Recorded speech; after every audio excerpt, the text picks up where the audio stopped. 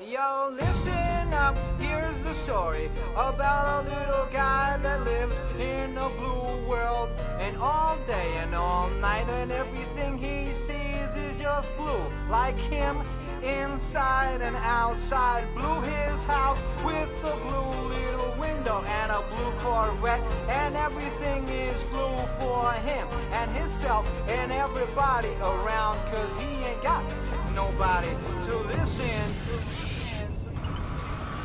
I'm blue, da ba dee da ba die, da ba dee da ba die, da ba dee da ba die, da ba dee da ba die, da ba dee da ba die, da ba dee da ba die, da ba dee da ba die.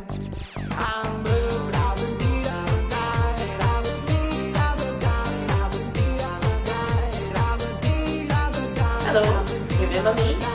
Back! We're starting our third video lesson on our project, Writing Effectively. The beginning of the lesson is exactly the same as the previous ones. Pay attention to spelling, punctuation, paragraphs. Don't forget to plan your work, to start with a nice introduction, to close what you have started, etc. And now we have a little difference. In this one, we don't have a message. We are not going to open it, we're not going to sign it. This is a different one. We get a prompt from the test or from the text, and we have to write a story out of this prompt. Many students ask me, but how can I think of a story if I have a sentence? Okay, maybe it's not so easy, but with a little planning, it's going to be fun because you're going to write whatever you want. Let's start thinking about a prompt. What is a prompt? A prompt can be anything for you to start your work. It may be a sentence, it may be a picture, it may be 2 or 3 words. From that prompt, you're going to think of a context.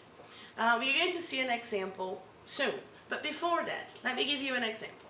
Suppose I say the word school. This is the prompt. What can we think of?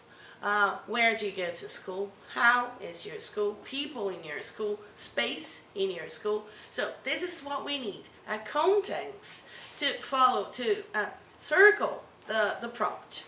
This leads us to the next step of planning. We need a mind map, because if we start having ideas and writing them all on paper, they're going to look like a crazy maze. We need to try to organize the ideas from the beginning. This is why a mind map is an excellent idea. Okay, let's use a mind map. But what is a mind map? There are many kinds of mind maps. The basic idea is that we put something in the middle, a word, a sentence, a picture, and then we go around writing all the ideas that come to our minds.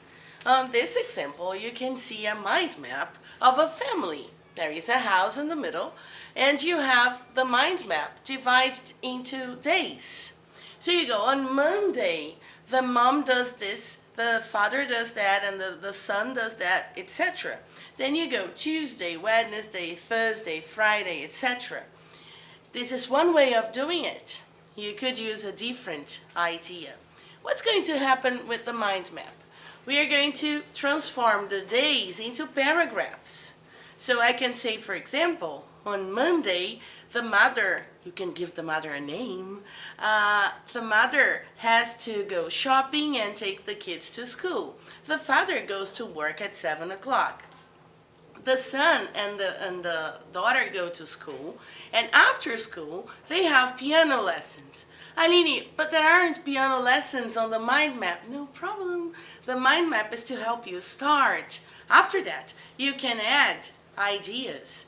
So you go just doing like this. You use all the branches, and this is how you get the idea to write the story, right? Now let's see another example. We have The Incredibles here, and let's suppose we're going to write a mind map with The Incredibles. Aline, I don't know what they do on Monday. No problem. Let's use a different kind of mind map with these. We could use the mind map with their names. What do you think? I could say Elastigirl, the mom, Violet, the father, the baby. Great. So I divide it into branches, see? Then I can say something about each one of them. What do you think? We could describe them.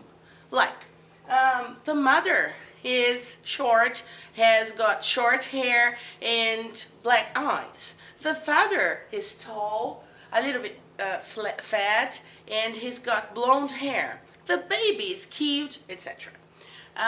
Then I could write something that they do, maybe something that they always do. So I can say, for example, Dad saves the town from the villains. Elastigirl helps people at school because she can help with the lamps, etc. Then I would write using them as paragraphs. You see, I use the mind map to put up the story. But Aline, I don't know what the baby does. No problem, you can add some elements. This is not a problem. So now it's your turn. You're going to think of a mind map and you will decide if you want to do it with the people, with the days, how you're going to choose the branches, and write a story using this prompt. Another idea could be writing the mind map with the stories from our reader, right? So talk to your teacher. She will tell you about the prompt and the task to be done. Okay? See you. Write effectively.